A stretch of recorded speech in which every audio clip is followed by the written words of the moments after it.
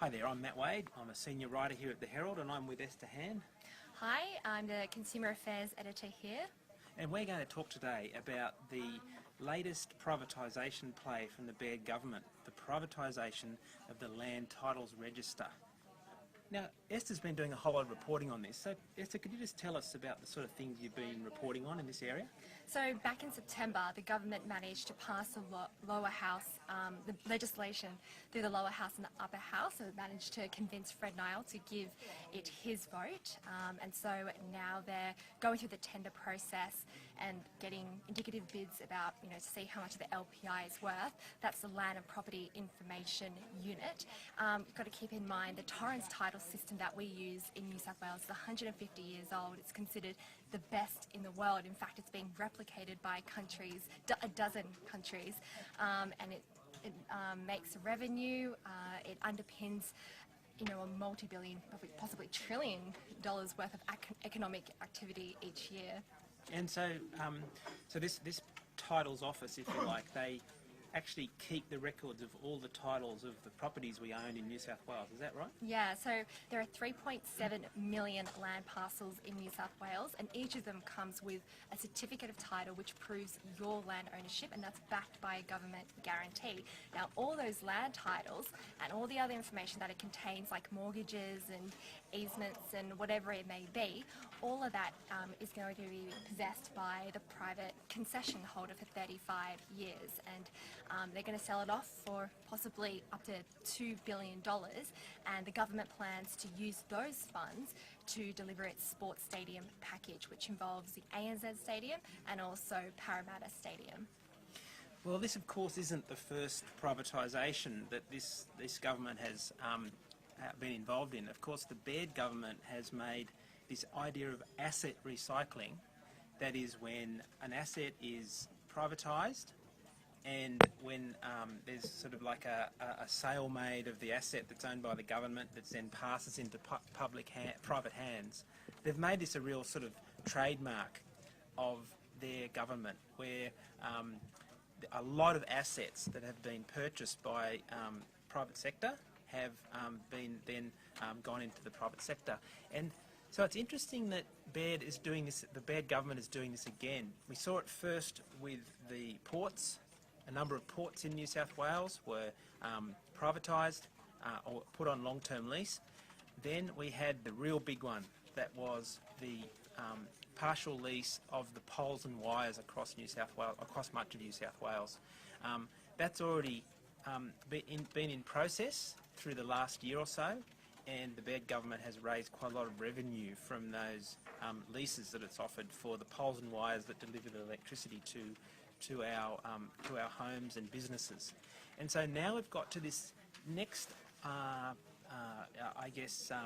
asset that the state government is going to sell, the so-called Land Title Registry. But this is going to be quite controversial, I think, because we've actually had a lot of privatisations up till now by the Baird government. As I said, it's become like a trademark of the government in some ways.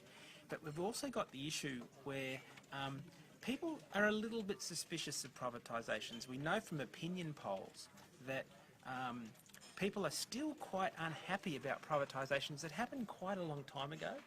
And so I would be very interested to see how the politics of this one plays out, because I think it will be controversial, the fact that this issue of land title that people feel quite strongly about. It's the foundation of the ownership of their property and other things that are owned in the state, like businesses and homes. So I guess there's the potential for that to become quite controversial. So I was going to ask you, Esther, I mean, there has been some public reaction to this. What are the big industry groups saying about it? So it appears across the property sector, peak professional bodies are against it. So we surveyed property developers, surveyors, valuers, conveyancers, real estate agents, and they're against this privatisation. They do want it to be stopped. And a lot of them don't even feel like they've been consulted by the government, and where they have been possibly invited to make a submission, their concerns just weren't heard, that they didn't receive a proper response or So it just appears that they're just generally unhappy with it. And one of the big reasons is that currently the land title system in New South Wales works so well. You don't see many cases, if at all, of fraud. You don't see massive costs when you try to make a transfer. It just seems like it's a good system right now. It's producing revenue for the state that funds the other functions of the Land and Property Information Unit, for example, mapping. Now they're just wanting for there to be some transparency, for there to be consultation, and the other big group is the Law Society of New South Wales and the Law Council of Australia. They're urging the government to repeal the legislation that was passed in September. They say it's just not acceptable, it's not appropriate. Something like this sort of natural monopoly should be held in public hands, and it's just something like this. We've seen it in Canada. Some of the Canadian provincial governments have privatised their land registries. It's been a bit controversial. In the middle of the year, Nova Scotia government decided that it was just not what they wanted to do with their land registries and rejected all the efforts to privatise theirs. So it seems like the spread of privatisation of land titles registries there has stopped. And also on November 23rd, the British government released its autumn statement, and it made it clear that after 2 years of trying, that it will no longer privatise the land registry. It said that it feels like taking it into the digital age would be best done by those in the public sector. So we do see a lot of opposition worldwide against this trend. Can I just say that the UK government did release its scoping study, and it also held public consultations. So, and even members of the Tory party came out and said, this should not happen. We haven't seen much of that in New South Wales, and it just seems that there has been that lack of transparency. There has been a lack of knowledge about this particular lease. So, yeah, it's definitely opposition, we can say that for sure. And so you've also found that, I know you've written a number of stories about this, you've also found readers who read your stories have also been responding in a similar sort of way, is that correct? Yeah, I guess for our readers, it's this idea of your most prized possession, your house or your land, and the very document that says this is yours is going to be in private hands makes them feel a bit uncomfortable. But the other thing is, again, they didn't know. A lot of the comments on social media said, when did this happen? How come I did not know about this? Why wasn't there more coverage in media? And they feel like they haven't been heard. So, I mean, one suggestion is if you do have questions and concerns or want to voice your opinion, to speak to your local MP is one option that's being made, yeah. I guess it also needs to be said that the state government does say that they are going to maintain ownership of the information, even though a private operator will manage that information, and they say that they're going to have so-called step-in powers. I'm not quite sure what that means, but they will step in to make sure the system keeps operating. That's enshrined in the legislation. So the government claims that there are safeguards there to make sure this keeps operating well. But as Esther says, there's also quite a lot of questions being raised about this. So Esther, is there any kind of estimates about how much the government might actually raise from this? So they're hoping for anywhere between 1.5 to 2 billion. That's what the business press says.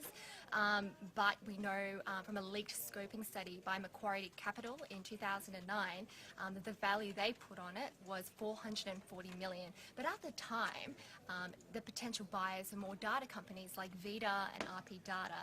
Now it's a very different game. Not only are the figures as high as 2 billion, but we have groups such as Hastings Funds Management to Brookfields to Borealis Infrastructure in Canada, so overseas buyers, and a lot of big data players, SAI Global, RP Data, they're all very interested. And the other thing I'd like to add, the readers are also concerned, as well as the groups that we mentioned before, about the need or about the risk of higher costs. So we have surveyors saying they've already been told by their insurers their insurance indemnities are going to rise, and their costs that may be passed down to the consumer.